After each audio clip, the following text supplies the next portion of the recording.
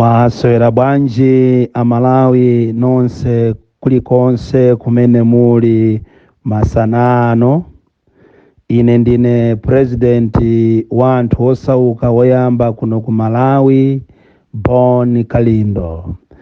Pali uthenga omvetsa chisoni umene ukunena kuti bambo Edison Chilemba akunkhotakota adaphedwa mwankhanza, ndipo munthu amene adawapha Edison Chilembawo ali ndi mfulu padakali pano, ali kunja kwa chitokosi cha polisi chifukwa cha kuziwika kwawo komanso ndalama zimene ali nazo amene adawaphawo.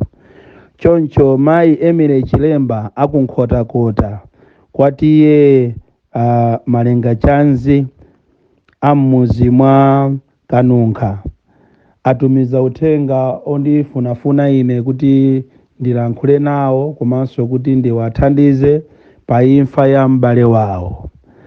Ndamva chisoni kwambiri kuti Malawi wafika pamenepa.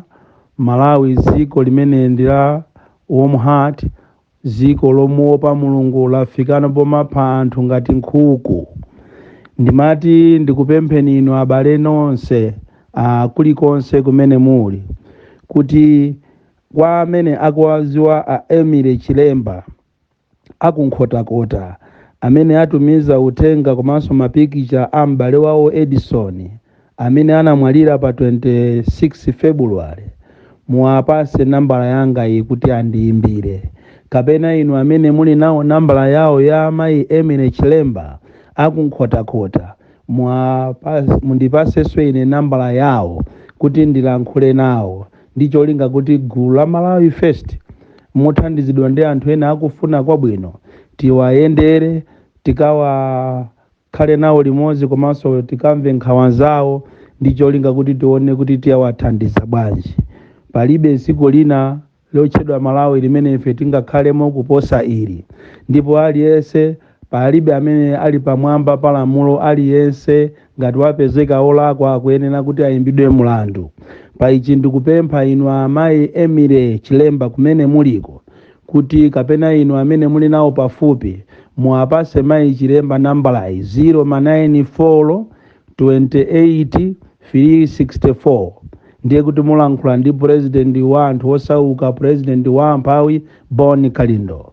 094 28 364. Kapena inu amene mukuziwa nambala yawo ya mayi Emily Chilemba ndiye kuti so munditumizire ine nambala imeneyo, ndi cholinga kuti ndilankhule nawo.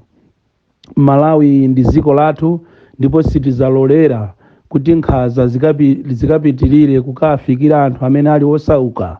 Ndipo ine ngati president wanu ndizayima nanu. Ndikupempheni a Malawi tonse osauka tiyayikize m'mapemphero, tikhale nawo limodzi banja limeneli la Chilemba amene m'bale wawo Edison adaphedwa mwankhanza chifukwa chongolowa munda mwachimanga kusintha zovala akupita ku tchalichi. Mulungu akhale nanu, akuyang'anireni nakutetezani. Uthenga wochokera kwa Bon Kalindo, president wa anthu osauka kuno ku Malawi. Pepani.